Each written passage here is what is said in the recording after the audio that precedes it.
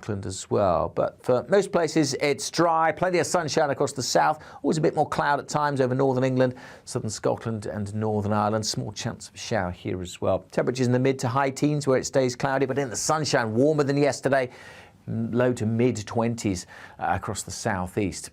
And through this evening and overnight, we'll continue to see some patchy rain. It may ease off for a time over the Highlands, but then more rain will topple back in through the night. Elsewhere, we see generally clear skies. Temperatures will dip down to maybe 8 or 9 in rural spots. Most towns and cities staying in double figures. And the nights are going to get warmer through the rest of this week, as are the days, with more sunshine to come. Tomorrow it will be a little bit hotter and plenty of sunshine on offer for England, Wales, much of southern and eastern Scotland, most of Northern Ireland too. Again, it'll be the Highlands, the Western Isles and Northern Isles that see the thickest cloud and a bit of showery rain at times. But I say for most it's all about the strong sunshine, with temperatures across northern Britain, high teens, low 20s. Further south, mid to even high 20s across the southeast. The coasts will be cooler, and it'll be cooler with the patchy rain in the northwest. But ticking up day on day, so by Thursday and into Friday in particular, we are likely to see temperatures high 20s, low, even across the southeast on Friday, maybe even the mid 30s. The sun is very strong at the moment, so make sure you put the sunscreen on. Increasing chance of a shower by the weekend. I'm Liam Halligan. Join me every weekday at 1 p.m. for On the Money, your daily dose of economics, business and consumer news. I got 25 years experience covering economics and finance. We hold grown-up discussions with a host of experts who really know their stuff. We can't buy gas and store it. That was a mistake, wasn't it? I think it was a mistake. Even you, Liam, don't have a crystal ball. Inflation's a real threat. Every weekday at 1, you're On the Money.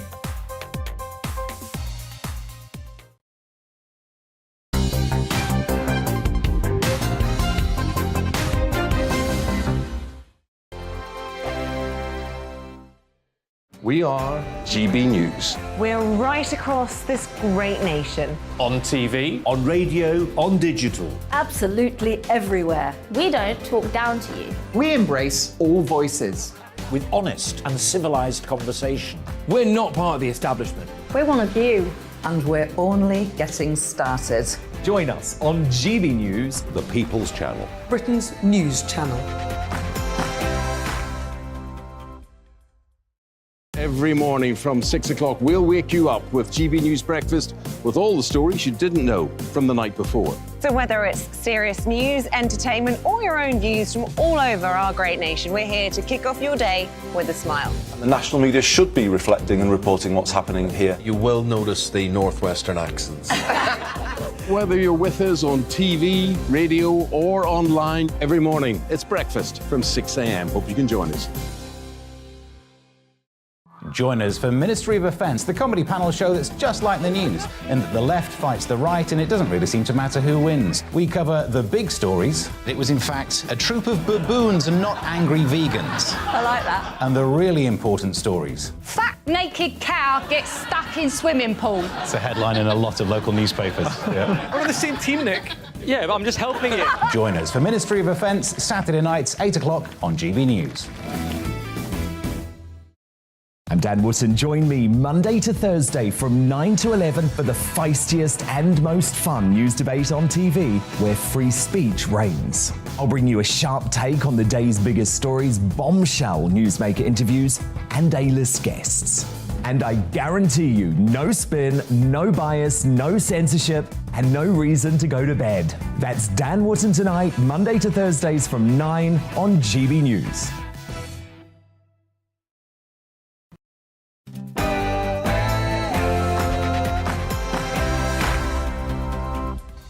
And welcome to On the Money once again, where we're focused on the UK's cost of living crisis, helping you to beat the squeeze. I'm Liam Halligan, and for the next hour, it's an On the Money housing special, because today is the anniversary of the Grenfell Tower tragedy, of course, and we'll be discussing the UK's ongoing cladding scandal, but we'll also be asking why so many youngsters can't get on the home ownership ladder amidst new research that suggests that millions of us think it's because young adults spend too much on Netflix subscriptions, on takeaway coffee, and on foreign holidays. Do you want to know what I think? I'll tell you. On the Money, after the GB News headlines with Rosie Wright.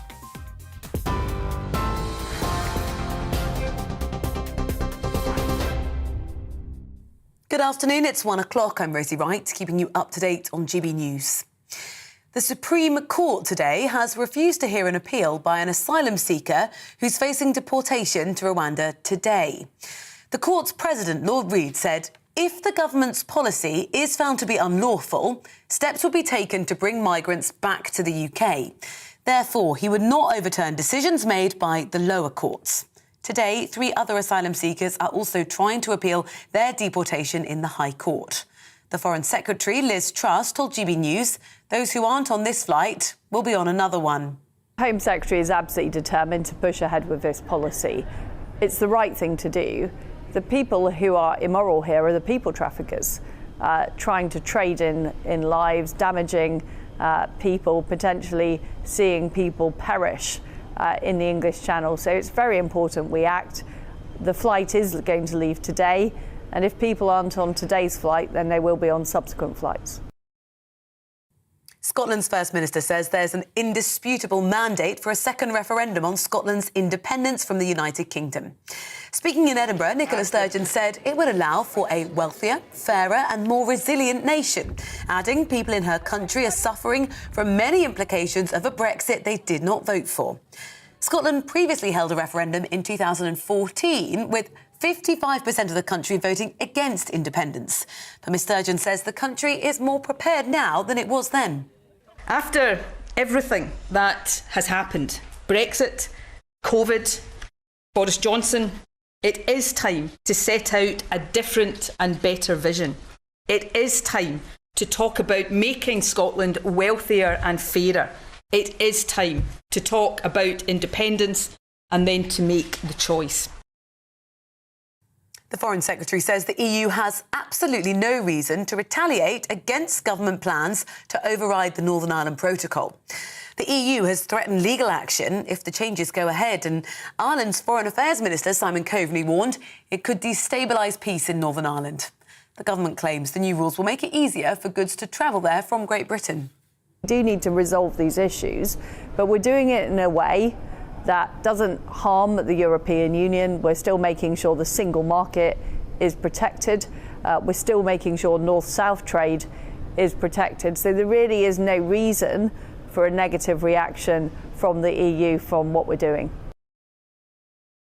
The SNP MP, Patrick Grady, faces a 2-day Commons suspension for breaching Parliament's sexual misconduct policy. He's accused of an unwanted sexual advance to a junior staff member in a pub in 2016.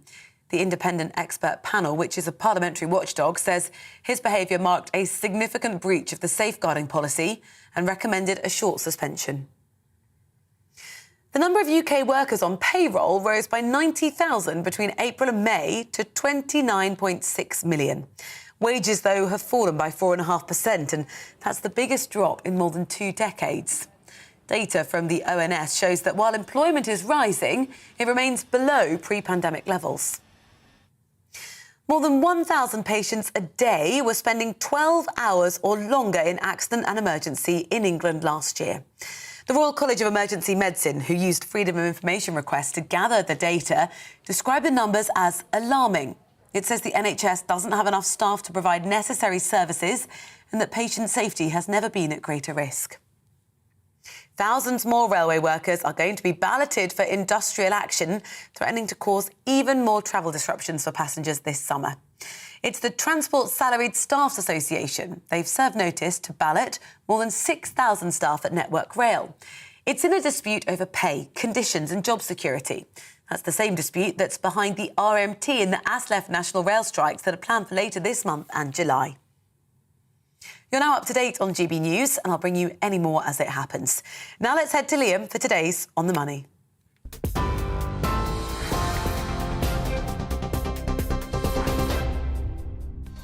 And coming up on the money today, are young people spending themselves out of the housing market by wasting too much money on foreign holidays and other luxury goods? A new poll shows that half of UK adults think exactly that. And on the anniversary of the Grenfell Tower tragedy, we're also discussing the UK's ongoing cladding scandal as part of our On the Money housing special today. Plus, real wages for UK workers are falling at their lowest rate in over a decade as inflation bites, and As we head for a 3-day national rail strike next week, I'll be speaking to the RMT union about its upcoming industrial action over pay and working conditions. And each day on the Money features an in-depth Money Talks interview. Today, we're talking to Nick Baton. He's the former CEO of ASOS, who's now looking to build the world's largest marketplace for non-full price fashion products. A big hitter later in the show. Email GBViews at GBNews or tweet at GBNews. Let me know what you think about the subjects I'm covering here. How do they impact you? But stay with us, because this is GB News. I'm Liam Halligan, and you're on the money.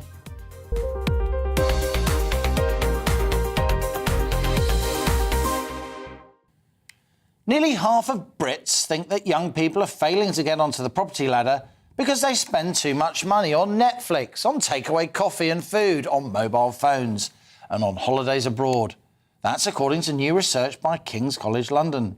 That same report, though, from King's College rightly points out that the real reason home ownership is so low among today's under-40s is the staggering rise in house prices and the huge deposits needed to buy a home these days, after a decade and more of stagnating wages.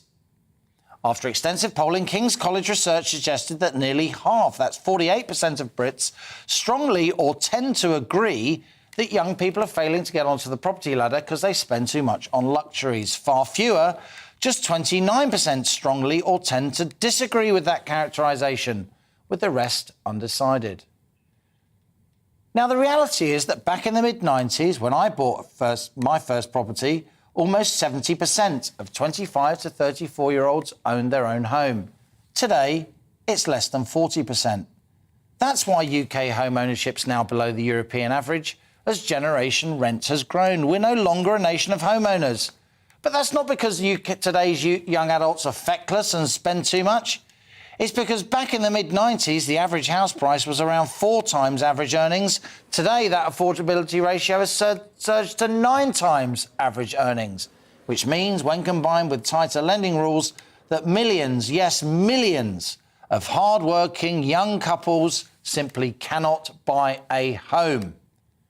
Half of first-time buyers get help from the Bank of Mum and Dad, rising to 2/3 in London and the South East. Very nice if that applies to you. But for those not from families with property, it's deeply, deeply frustrating. The real problem here isn't young adults overspending on luxuries. Younger generations are being locked out of home ownership due to soaring runaway house prices, itself the result of a fundamental shortage of homes. Are young adults forced to rent because they spend too much money on luxuries? That's our On the Money question today.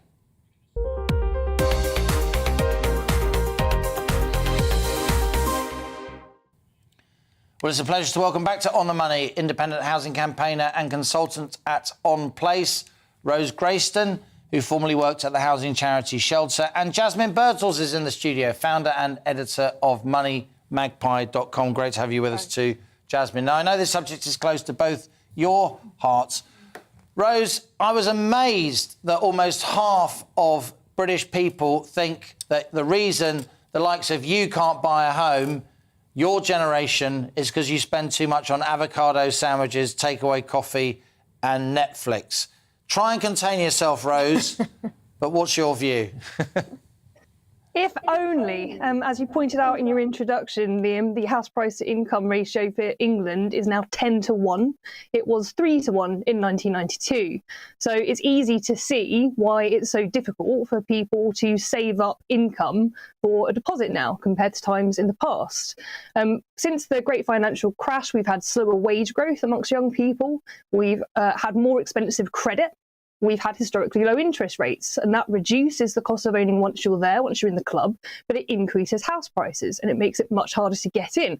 I'd also point out that 1 in 6 55 to 65-year-olds now own a second home. Many of those homes are let out on the private rented sector to people like myself at a price that then makes it really difficult to save for a deposit. So, you know, it's certainly not about avocados. It's about people trying to scrape together enough savings from wages in the context of spiralling private rents and other living costs. Jasmine, you run moneymagpie.com. A lot of people who use your website talk about this issue.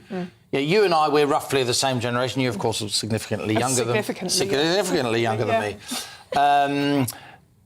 But do you agree with half of Brits who say the reason people like Rose Grayston can't buy a house is because they like avocado sandwiches and Netflix and foreign holidays? Absolutely not. Honestly, I wonder which planet they're on, because it's so obvious. You know, as Rose has said, it's almost impossible to get even a deposit, let alone, you know, the mortgage for this. But I agree with you that there's a big problem when it comes to supply. But I think fundamentally, the problem that we've had is the money supply, and the fact that banks, lenders have been actively encouraged to lend insane amounts of money and that's for mortgages. Jacked up prices, hasn't Absolutely. it? Because there's more demand, more power behind the demand cheap if money. You can get the mortgage. Yeah, if you can get it cheap money. So since the 70s, when we came off the gold standard, we've been able to print as much as we like. Certainly, 2008 onwards, we've been printing stupid amounts. And also, we've had all these sort of government ideas, Help to Buy. I mean, last week we got this one where you can use your housing benefit. It's all demand-side stuff, isn't it? Jacking up demand more and more, doing nothing on supply. Yeah, it just increases the price. And that's the terrible thing. All these things that are supposed to help actually, in the long term, put the prices up, because it makes it easier for people to borrow yet more money, more cheaper money. And that puts the price up as well. I think over the years, all three of us have been heavily involved in this debate. We've all stressed the supply side of the housing market, the number of houses actually coming to the market. I think we've got a graph here. We can look at that through the decades. Rose, I know it's a graph that will be familiar to you. I think we can bring it up on the screen now. You see back in the 50s there, if you're listening on radio, take my word for it. During the 1950s, we built 2.8 million homes. That rose to 3.6 million homes in the 1960s. And yet the 70s, 2.5, 80s, 1.8, going through the 90s and 2000s all the way down. The 2010s, we built just 1.1 million homes, or on average, 110,000 a year. Now, Rose, you'll be familiar with the Barker report back in 2004. Kate Barker, distinguished economist, she said we roughly need around 2,500 homes to meet the demand, our natural demography, some immigration and so on. We're way behind that. France, by the way, which has had just the same amount of immigration as us, more in fact per head over that period, they haven't had runaway house prices simply because they've built more homes. What's missing from this picture, Liam? What's missing is social housing. Since 1980, we've sold off 2 million social homes through the right to buy. We've replaced 4% of them. That means that there is not a new generation of social homes that are secure, that are at low rents, that allow people to save up and use a right to buy. We can't revive the right to buy if we don't have the social homes to sell. That is what is missing from this picture. That's why our housing supply figures each year are so pathetic, and that's why it's so tough for young people stuck in the private rented sector with ever-escalating rents to save up. Private rents have gone up by 27% in the last year. How on earth are you supposed to save up? The cost of Netflix is minimal. No, Rose, less avocado.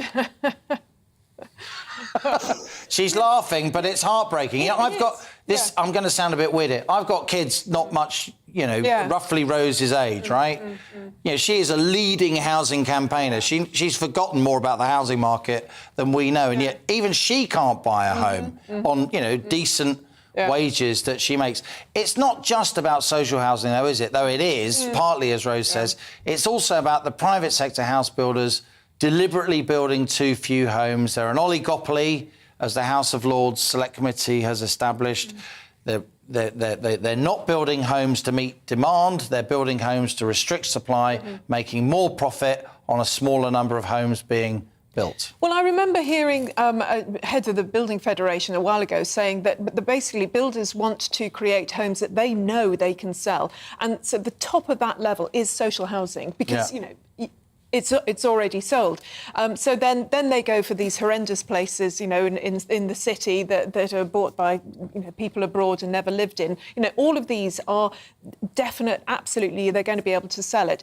It's harder, I think, if they go for affordable homes. That's a harder thing. What I would like to see, actually, is self-building supported much more. It's not something we talk about much, but, you know, it would be good if we could enable that more for young people particularly. I agree, but in the end, Jasmine, we will discuss this on another occasion. It all comes back to the land. You've got to get hold of the land, True. and land prices are completely crazy. Mad. Yeah. A much bigger conversation.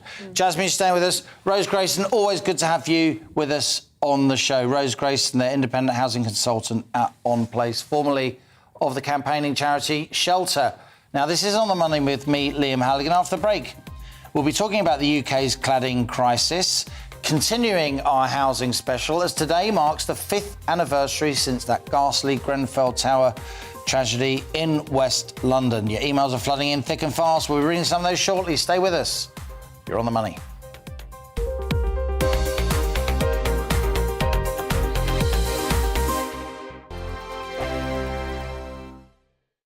We are GB News. We're right across this great nation. On TV, on radio, on digital. Absolutely everywhere. We don't talk down to you. we embrace all voices. With honest and civilised conversation. We're not part of the establishment. We're one of you. And we're only getting started. Join us on GB News, The People's Channel. Britain's news channel.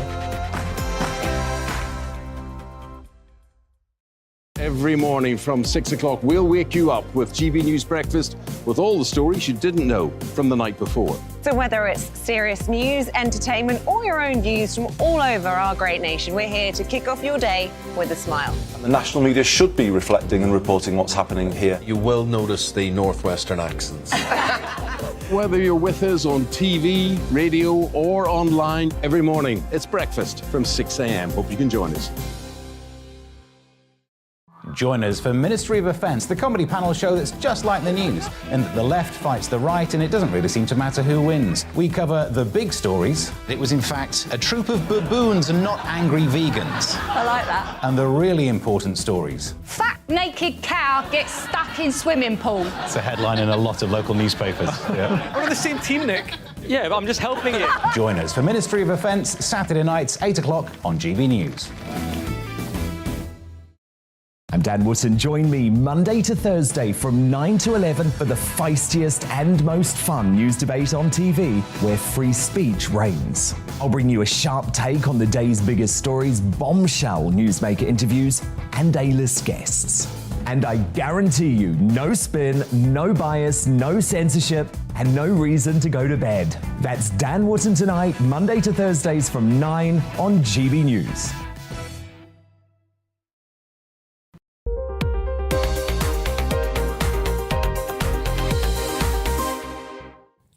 And welcome back. You're On the Money with me, Liam Halligan. It's 1:18.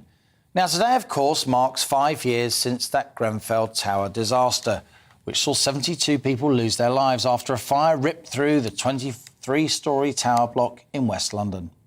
The fire also revealed an enormous housing safety scandal in the UK, with many people still fighting for justice. Our London reporter, Alice Porter, sent us this report.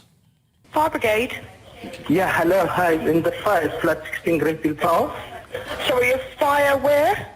Flat 16 Grenfell Tower. It was one of the UK's worst modern disasters, as mothers, fathers, children and family members all perished in unimaginable circumstances. Survivors were left homeless, having lost almost all their belongings. Grief soon turned to anger.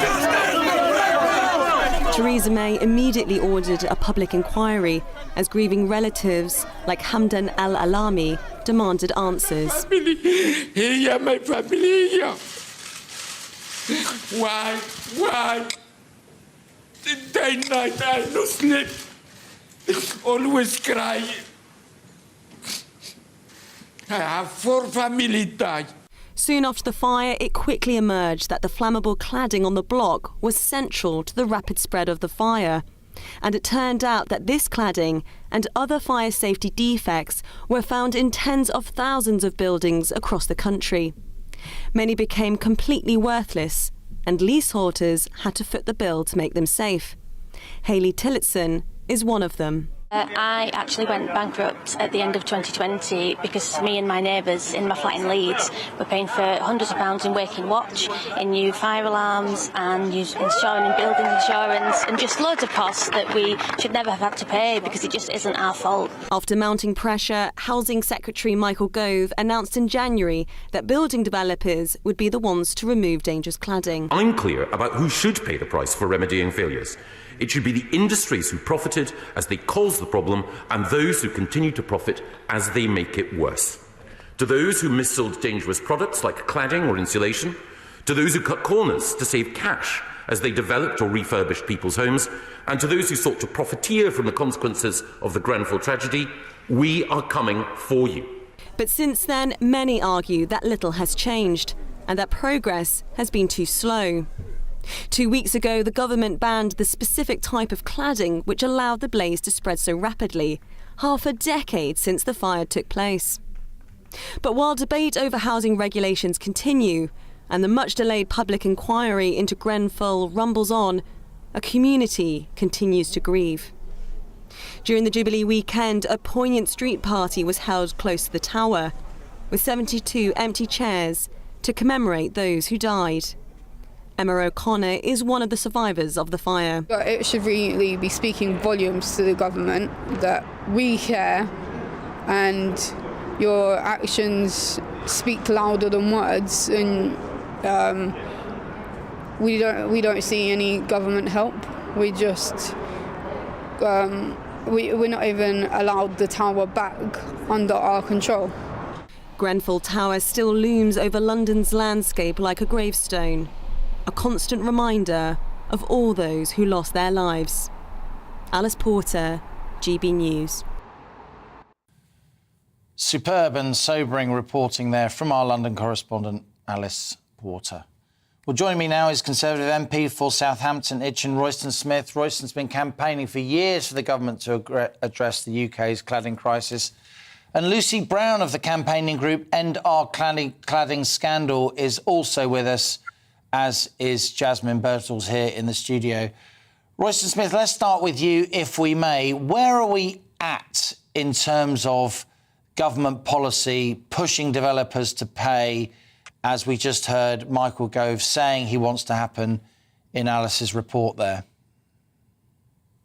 We're at a much better place than we were. Of that, there's no doubt. But it's really upsetting to think that it took so long to get there. And, you know, I've said before in the chamber, and I'll say again at any time, you know, my frustration is as nothing compared to people who live in a building that they now believe is unsafe. And many of them are not unsafe, and that's really important. But live in a building that they believe is unsafe, that have paid money out already in Waking Watch and fire alarms and the rest, which is sunken, it's gone, and are being left with these huge bills. Now, the government are going to deal with the huge bills. They've made that clear. They've made a promise and a commitment that they will. They've gone after the developers who they feel are responsible and are in some way an easy target, but they are a target, they are responsible. But there are others, of course. There are regulators, both local authorities and independent inspectors, which have been allowed to regulate their own work, mark their own homework, if you like. And the government, you know, the government have responsibility for this. In the end, I think government does too much, and we're always asking the government to do more, and we're always asking for a handout when things go wrong. But in the end, things like this, protection of the people and regulation of safety in your home, is the government's responsibility. So we are in a better place, but are we in a place that we all want to be yet? I don't think we are. Lucy Brown, I'm sure you'll agree that Royston Smith in particular has done a lot of work campaigning on this. He says the government has put us in a better place. What's your perspective and the perspective of many of the people caught in these blocks? They can't remortgage, they can't sell them, they can't move home, they can't get on with their lives because of this ongoing cladding scandal. Is the government's response, in your view, Lucy, adequate? First of all, I'd like to say a big thank you to Royston and also his colleague, Stephen McPartland. I don't think we would have come as far as we have without their interventions. But in terms of how far we've come, I would say I agree with Royston very much that we do have some progress, but it's not nearly enough. We still have over 1 million leaseholders trapped in flammable homes that they can't sell. We have a pledge from the developers, which has very vague language. We know that leaseholders that own more than 3 properties aren't included. We also know that leaseholders who own a share of their freehold are not included. I think the solutions we have to date are very piecemeal, and what we need is a watertight solution that encompasses all leaseholders, and that would also include buildings under 11 meters. Royston, we just heard there from Lucy, you've been working together with your Conservative colleague, Stephen McPartland, MP for Stevenage, I believe. Yeah, both of you know how government works. Both of you really have done great work in this area, getting us to where we are. Given that, it seems to me, as somebody interested but outside of Parliament, it seems to me that a lot of the Conservative Party is still really quite scared of kicking these developers in the shins, basically, and telling them that they need to pay. I don't include Michael Gove among that.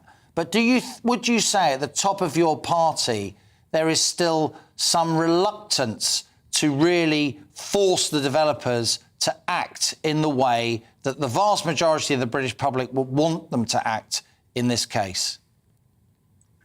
I don't think so. I mean, when you can't rationalise the way someone behaves, you look for a reason for it. And I know the opposition, not much, but for a bit, started to throw these accusations that we're in the pockets of the developers. And I understand that people might think that, but I think it was more than that. So the responsible parties could be the architect, it could be the developer, it could be the contractor, it could be the manufacturer, it could be regulation, and it could be inspection. So it's very complicated in the first place. So when I say about the easy target is to go after the developer, I think it's right and proper we do, incidentally, but it's the obvious one. And then, of course, the obvious one is, well, developers are very wealthy and they may bankroll political campaigns or whatever. They haven't for me, instantly. I have no axe to grind. Let's be honest.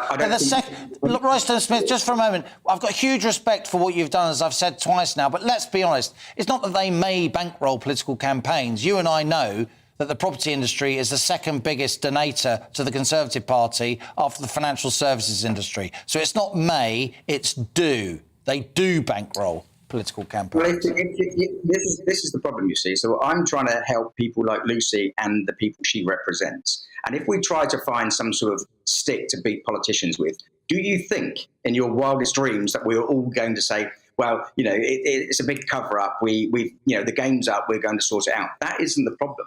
You know, the problem is, before you can put a spade in the ground, you have to have indemnity insurance and third-party liability. The insurers aren't paying a penny. But what they're doing to people like Lucy is increasing her premiums by sometimes 1,000%, but not paying for any of the things that they should have indemnified. So we could do that all day long. And I think that if we just sort of say there could be someone in the party that is reluctant to vote for, firstly, my amendments to the fire safety bill with Stephen, or the building safety bill, and it's because they think they're being bankrolled, we are not getting to the fundamental issue. And there are dozens of responsible people in all of these developments, not just the obvious developer. Briefly, Lucy, back to you. What's your sense of the relationship between the party of government and the property industry, the developers? I don't think I'm probably best placed to say. I'm not in government. I would say that there has been a systematic failure here. So it's been a failure of regulation. It's been a failure on the part of the manufacturers who knowingly gamed the regulations. It's been a failure on the part of the building safety regulators, on the part of the building safety inspectors as well. So I think there are a lot of culpable parties here. In terms of the developers, you know, the developers have received subsidies from the government worth over $22 billion just in the Help to Buy home equity loans. Developers profits, despite even the pandemic, are hitting record levels. We have Persimmon, which is almost $1 billion, Barrett's $800 million, Barclay about $500 million, and the executives themselves have taken home in dividends over $700 million post Grenfell. So they certainly have the pockets. I think their margins are approximately 20%, their profit margins. So according to The Economist, that's almost double their US counterparts. So I think the developers are certainly in the chain of culpability. They're a significant part, and they can afford to pay. But the position of our cladding scandal is that all of those responsible for this crisis should pay. Yeah.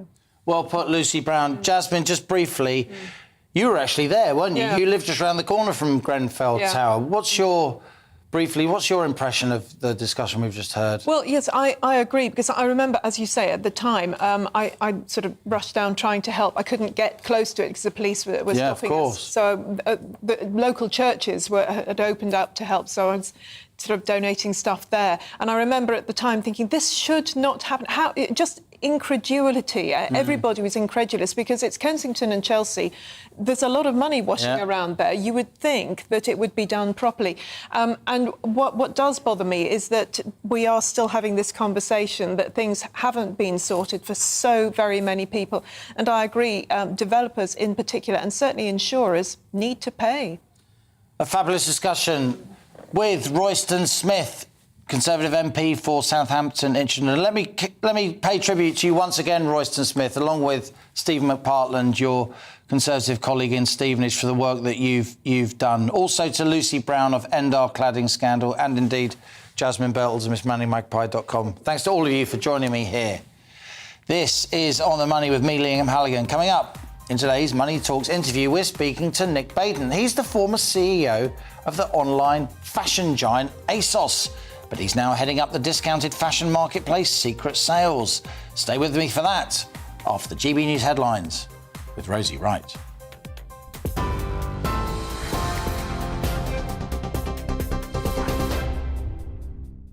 Good afternoon, it's 1:33. I'm Rosie Wright, keeping you up to date on GB News. The Supreme Court has refused to hear an appeal by an asylum seeker who's facing deportation to Rwanda today. The court's president, Lord Reid, said if the government's policy is found to be unlawful, then steps would be taken to bring migrants back to the UK. Therefore, he wouldn't overturn decisions made by the lower courts. There are today 3 other asylum seekers trying to appeal their deportation in the High Court. Scotland's First Minister says there is an indisputable mandate for a second referendum on Scotland's independence from the United Kingdom. Speaking in Edinburgh, Nicola Sturgeon said it would allow for a wealthier, fairer and more resilient nation. She says people in Scotland are suffering from many implications of a Brexit they did not vote for. Scotland previously held a referendum in 2014 on the issue. 55% of the country voted against independence. The Foreign Secretary says the EU has absolutely no reason to retaliate against government plans to override the Northern Ireland Protocol. It threatened legal action if the changes go ahead. Ireland's Foreign Affairs Minister, Simon Coveney, warned it could destabilise peace in Northern Ireland. The UK government claims the new rules will make it easier for goods to travel there from Great Britain. The number of UK workers on payroll rose by 90,000 between April and May to 29.6 million. Wages, though, have fallen by 4.5%. That's the biggest drop in more than 2 decades. Data from the ONS shows that while employment is rising, it remains below pre-pandemic levels. Ahead of 3 days of national rail strikes next week, Downing Street is accusing rail unions of moving forward with industrial action without proper negotiations. Well, as thousands more railway workers are to be balloted for strikes in disputes over pay and conditions, the government says it's doing everything possible to encourage unions to step back. TV, online and DAB+ radio, this is GB News.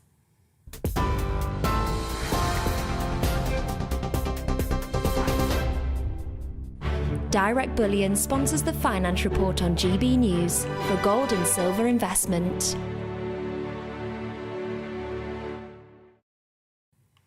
Here's a quick snapshot of today's markets. The pound is 1.207 to the dollar.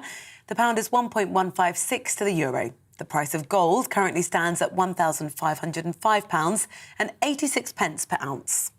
Direct Bullion sponsors the finance report on GB News for real-time investment.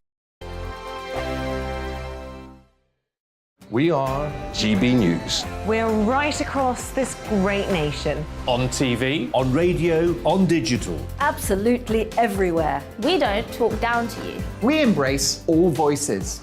With honest and civilised conversation. We're not part of the establishment. We're one of you. And we're only getting started. Join us on GB News, The People's Channel. Britain's news channel. Every morning from 6 o'clock, we'll wake you up with GB News Breakfast with all the stories you didn't know from the night before. So whether it's serious news, entertainment, or your own views from all over our great nation, we're here to kick off your day with a smile. The national media should be reflecting and reporting what's happening here. You will notice the northwestern accents. Whether you're with us on TV, radio, or online, every morning, it's breakfast from 6 a.m. Hope you can join us. Join us for Ministry of Offence, the comedy panel show that's just like the news, in that the left fights the right and it doesn't really seem to matter who wins. We cover the big stories. It was in fact a troop of baboons and not angry vegans. I like that. And the really important stories. Fat naked cow gets stuck in swimming pool. It's a headline in a lot of local newspapers. Yeah. We're on the same team, Nick. Yeah, but I'm just helping you. Join us for Ministry of Offence, Saturday nights, 8 o'clock on GB News. I'm Dan Wootton. Join me Monday to Thursday from 9 to 11 for the feistiest and most fun news debate on TV, where free speech reigns. I'll bring you a sharp take on the day's biggest stories, bombshell newsmaker interviews, and A-list guests. And I guarantee you, no spin, no bias, no censorship, and no reason to go to bed. That's Dan Wootton tonight, Monday to Thursdays from 9 on GB News.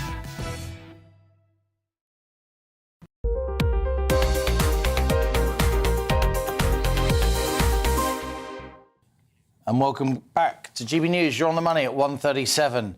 Now, we've learned today that thousands more rail workers will vote on whether to go on strike this summer. The Transport Salaried Staffs Association, or TSS union, plan to ballot more than 6,000 staff at Network Rail. Now, this comes, of course, after the RMT Rail Union announced rail strikes just next week, which are due to take place on the 21st, 23rd and 25th of June, affecting thousands, tens of thousands of commuters across the country. It's part of a dispute over pay, conditions and job security. Other rail unions will also strike next week in what's the biggest walkout in 3 decades. Well, let's speak to Eddie Dempsey, who's Senior Assistant General Secretary at the RMT Union. They are the union behind next week's 3-day rail strike, plus a day of action on the London Underground. Eddie Dempsey, good to have you with us. Thanks for joining us here on The Money. Do you think the public backs your strike action? Well, thanks for having us on. I think a lot of the public will understand the reasons why we're in dispute, even if they will be frustrated at some of the disruption the strikes will cause, because wages have been falling for 30 years in this country. They've really kept up with inflation, and at the same time, corporate profits have really not exceeded inflation. They're seeing millions of taxpayers' money come into our industry and then leave in the form of profits and going off to tax havens. And it seems the government is content for our money to be spent in that way, but is not content in seeing railway workers have a fair settlement on pay and some job security. So I think people will be frustrated, those of them who experience some disruption, but I think most people in the country will understand the reasons for this dispute. I mean, we've got 2 million people using food banks at the minute who are at work, and that's an absolute scandal in the modern day. You'll know, Eddie, that the recent day of action on London Underground meant lots of NHS workers couldn't get to work, nurses, doctors. It meant that some kids who were taking their GCSEs exams couldn't get to their schools and their exam halls in time. You do accept there's very serious, sometimes life-threatening collateral damage as a result of your strike action, or don't you? No, we accept the disruption caused by strike action is serious for the economy and serious for people that need to use the transport network. But I'd say to those people, I know it's going to be difficult for you during the strike, but if you're honest with yourself and you have a look at your life, you'll realise it's hard every other day of the year too. And the reason for that is because your wages have been kept low at a time when the rich have been growing ever richer. And if trade unions don't stand up and fight for better pay for people in this country, I'm not sure who else will do that. So I know it's difficult, but we really have been forced into a corner here. We don't take the action lightly. We're encouraged to get back round the table. I'll be frank with you, we haven't actually left the table. I was in negotiations this morning, and I'll be going back to resume those negotiations this afternoon. So we haven't stopped talking to industry for 2 years. And we will keep talking, and we'll burn the midnight oil, as the saying goes, until either we reach a deal or we don't. But at the bottom of it, our members cannot carry on like this, and they cannot accept the wholesale tearing up of their terms and conditions and job cuts at a time when they're watching profits just go straight through our industry and into private tax havens. It can't be right. And next week's national rail strike's definitely going ahead, Eddie, on the 21st, 23rd and 25th of June. Is there any way they could be called off? After all, the economy is stalling. We're trying to get back to work after the pandemic. Everyone knows the rail industry is going to be different, given that there's less commuting going on in general, with more working from home. Is this definitely going to happen, this strike? So we're working as hard as we can to try and get a settlement before the strike action takes place. If we're able to get a settlement before that, then we will have the comfort of being able to take the strike action off. But if we can't get a proposal that will satisfy our people, then the strike action will remain on. But we are working round the clock, speaking to industry in negotiations to try to get that settlement, because our members will be losing money when they go out on strike action. People think we rush into this. We don't. It's the last resort. But unless we get a proposal that satisfies people, we will be taking action. Sorry. Apologies there. Eddie Dempsey, let's leave it there. Get yourself a drink of water. And I'm sure I speak for a lot of the country when we say we hope that this strike action doesn't happen. But we're grateful to you for coming on the show and sharing your views with us. Eddie Dempsey there, Senior Assistant General Secretary at the RMT Transport Union. Now, there are two standout pieces of data today which, to my mind, relate to the cost of living crisis and the economic predicament we're in. The first is that workers here in Britain have seen their real pay fall at the fastest pace in over a decade as rampant inflation eats into people's spending power. But meanwhile, global stock markets have been taking some tumbles. The main US share index fell almost 4% yesterday, amid fears that rising consumer prices will prove harder to control than expected and could even cause a deeper economic downturn. Joining me now in the studio is Paul Sedgwick, who's the founder and director of investment management company Frank Investments. Good to see you again. Thanks, Liam. Good to see you. Paul. And Sim Hall returns, the managing director of Populous Recruitment, which recruits professionals for the technology and energy sector. Two proper economic players here among us. Paul, tell me your thoughts on these stock market lurches. We've seen, the US stock market is now in what we call bear market territory. It doesn't mean, there's pots of honey and Winnie the Pooh. It means that the market is down 20%, a fifth from its previous peak. Correct. Where's it heading? Well, that's the good question. Now, I think that certainly sentiment, you summed it up pretty well at your introduction, what investors and savers are worried about, that we're going to turn into an economic recession, which is going to obviously make it harder for companies to make profits, which obviously brings down the valuation of stock markets. Where it's heading, we've had a 20% correction. In theory, a lot of this correction has been driven by the fact that higher bond yields make equities less attractive, basically. Yeah. So a lot of the correction we've seen has been in response to longer-term interest rates rising quite sharply. We've got people can make money in bonds; they take money out of more risky equities because they look less attractive. So you demand, because equities are considered higher risk, you want a higher return from them. If you get a better return from bonds, you've got to want a better return from equities, so the valuations go down. It's basically what it boils down to. So a lot of the correction that we've seen so far has been related to that. The general view has been that the US economy will avoid an economic recession. The Fed will be able to bring back inflation without actually engineering an economic recession. Last week's inflation data, which showed the US economy's overall inflation rate rising higher than expected, suddenly raised interest rates expectations even further. And whereas the Fed were anticipating rising interest rates at 50 basis points ago. That's 0.5%. Half a percent. Tomorrow night, there's now strong speculation that they will actually raise them by 75 basis points. 0.75%. Correct. And indeed, the Bank of England follows on Thursday.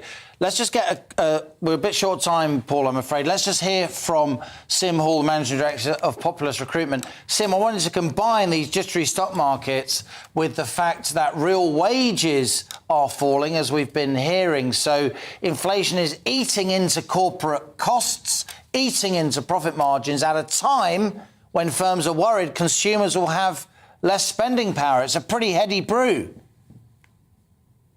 It is a pretty heavy brew, and certainly what we're seeing in our region and also working with employers around the world, we're seeing that caution in increasing base wages, but engaging in more attractive, more comprehensive overall employee incentive programs. So we're working with companies on that to try and leverage that against their EBITDA, make sure they're making money, but then give that back against other incentives and other areas that there's a wider benefits program there. And the figures from the ONS that you're using there actually showed that and demonstrated that when you take into account the bonuses, it is actually just tracking above inflation. So, and a lot of that is down to the financial sector, appreciate that, but we're seeing that from our point of view as well. Sim, I'm afraid we've got to leave it there. A bit squeezed for time today, but great to have you with us. Sim Hall, Managing Director of Populous Recruitment, and, of course, Paul Sedgwick, Director and Founder of Frank Investments. Great to have you with us. Sorry we couldn't talk more on this occasion, but we will. And if you're wondering what EBITDA is, which Sim just mentioned, it's earnings before interest, tax, dividends and amortisation. Don't say I never tell you anything here on GB News. Let's bring in some of your views on housing, because we have had lots of emails on this subject. Dee says, just got back from the supermarket, Costa Coffee next door full of 20 to 30-year-olds having lunch. Well, what else are they meant to do? As if people didn't go to coffee shops in the 50s and 60s. Matt says, why not make it easier to build our own houses and help make plots available for self-building? It would enable people to help build the houses they want in the places they want. It will mean demand is met and settlements will grow more organically. Couldn't agree more. Bob, a builder, I like that. Bob, a builder says, to help first-time buyers get on the ladder, how about builders reverting back to the time when baby boomers started off by buying a property without luxury fittings? This surely will help to make the purchase more affordable at the outset. I kind of agree, Bob, a builder, but the thing is, these income multiples are so massive, you need 9 times the average wage before tax to buy the average home. As I said earlier, 20 years ago, it was 4 times. It's not about buying coffees. It's not about avocado sandwiches. It's not about a few luxuries here and there. It's a fundamental shortage of housing, which we have to fix. But thanks for your emails. Time now for my daily interview series, Money Talks. And today we're meeting Nick Byton. He's an online fashion guru who's the former CEO of ASOS. Now he's heading up the UK-based discounted fashion marketplace, Secret Sales. Under his 11-year watch, the online fashion market ASOS grew tenfold in the UK as well as around the world. Nick's a qualified chartered accountant who's now using his retail expertise to help businesses turn excess stock into cash. His ambition is to build the world's largest marketplace for what they call non-full price fashion and beauty products. So he is the subject of my latest Money Talks. It's Nick Beaton.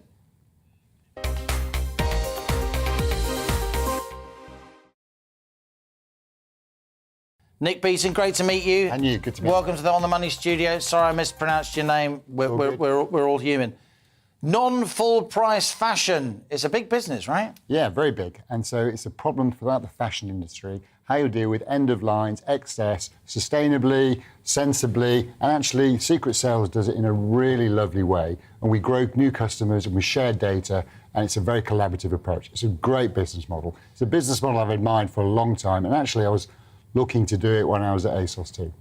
Now, you've got a very distinguished career in business. You started as chartered accountant. You've worked in online fashion, at one of the biggest places, ASOS, as you said. It strikes me that while the pandemic absolutely walloped lots of businesses, some businesses did quite well, and online fashion surely was one of those, because it was harder for people to go out shopping, harder for people to hit the high streets.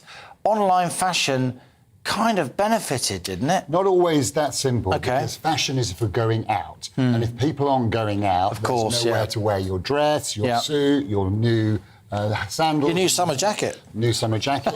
However, what did really well during the pandemic was sportswear, casual wear, hoodies, what we used to call at ASOS 2-mile dressing. So things that you're going to wear within 2 miles of your house. 2-mile dressing. So what's the vision? Are you raising money? Do you have growth plans? Where is your business at this point, and where's it going? So Secret Sales, I'm delighted to be the chairman of that business, and the founders are brilliant. It's 2 years old. It's grown by 150% over the last 2 years. It raised 10 million euros last year. And we've got an ambitious growth plan to assist brands with dealing with their off-price, dealing with their excess, help share data, help grow their customers, and do it in a different way. Think about Bicester Village online. That's the model that we are shooting for with Secret Sales. And this will be a real growth area for us in what is very difficult economic times for all people, all customers, all brands. What's the demographic you're targeting in particular, or is it right across the board? Right across the board, but normally the sweet spot is around 25 to 35. Mainly women's wear, or again across the board? Probably 70% women's wear. Women are very savvy shoppers. The guys have got something to learn from the women, but it's across all demographics. And we talk often on The Money, you'll have heard it just in the previous discussion there. Real wages are falling, stock markets are a bit jittery. We're all concerned that corporation tax is going to rise next year. That's already legislated for. We forget, don't we, from 19 to 25%. You're out there, you're one of our leading entrepreneurs. You are generating wealth, you are employing people. What's your sense, Nick Beaton, of the state of the business environment here in Britain at the moment? Confidence is very fragile, and confidence in the business is also in business is fragile. That leads to lower investment at a time when actually we ought to be leaning in and investing harder. I would like to see a lot more leadership from the government recognising some of the things that businesses are recognising, and also consumers are feeling that lack of confidence too. And if we invest wisely, invest confidently, and go through the downturn, it's not the first time any economy has been through a downturn. You actually have a better outcome rather than a worse outcome. So hold your nerve, that's a given. But if you had to choose more borrowing and government spending or less tax, what would it be? I would lower taxes to stimulate more investing, but do it in a thoughtful way. So investment relief on capital expenditure, R&D reliefs, and things like that to assist and stimulate growth. Business investing stimulates growth, stimulates employment, helps the economy. Nick Beaton, I'm sorry we haven't got more time. You are the chairman of Secret Sales. You were formerly the man behind ASOS, the online fashion giant. Great to see you here on GB News. Please come back on The Money another time. We value your insights very much. Love to. Thank you very much indeed. That's all we've got time for today. Sorry it's a bit rushed, but there's lots to pack in because this is GB News. I'm Liam Halligan, and that was On The Money. Hello, I'm Alex Deakin. Plenty of sunny weather to come over the next few days, actually. It's a bit warmer today and the temperatures will continue to tick up through the rest of this week. Hot for most of us by Friday. All thanks to an area of high pressure, which is dominating, but it isn't completely in control. Around it, weather fronts continue to topple in towards western parts of Scotland, so it's not going to be too sunny here. The Highlands, the Western Isles and Shetland seeing cloud and outbreaks of rain through the rest of today. Small chance of a shower over the Grampians further east across Scotland as well. But for most places, it's dry. Plenty of sunshine across the south. Always a bit more cloud at times over northern England, southern Scotland and Northern Ireland. Small chance of a shower here as well. Temperatures in the mid to high teens where it stays cloudy, but in the sunshine, warmer than yesterday. Low to mid-20s across the southeast. And through this evening and overnight, we'll continue to see some patchy rain. It may ease off for a time over the Highlands, but then more rain will topple back in through the night. Elsewhere, we see generally clear skies. Temperatures will dip down to maybe 8 or 9 in rural spots. Most towns and cities staying in double figures. And the nights are going to get warmer through the rest of this week, as are the days, with more sunshine to come. Tomorrow it will be a little bit hotter and plenty of sunshine on offer for England, Wales, much of southern and eastern Scotland, most of Northern Ireland too. Again, it'll be the Highlands, the Western Isles and Northern Isles that see the thickest cloud and a bit of showery rain at times. But I say for most it's all about the strong sunshine, with temperatures across northern Britain, high teens, low 20s. Further south, mid to even high 20s across the southeast. The coasts will be cooler, and it'll be cooler with the patchy rain in the northwest. But ticking up day on day, so by Thursday and into Friday in particular, we are likely to see temperatures high 20s, low, even across the southeast on Friday, maybe even the mid 30s. The sun is very strong at the moment, so make sure you put the sun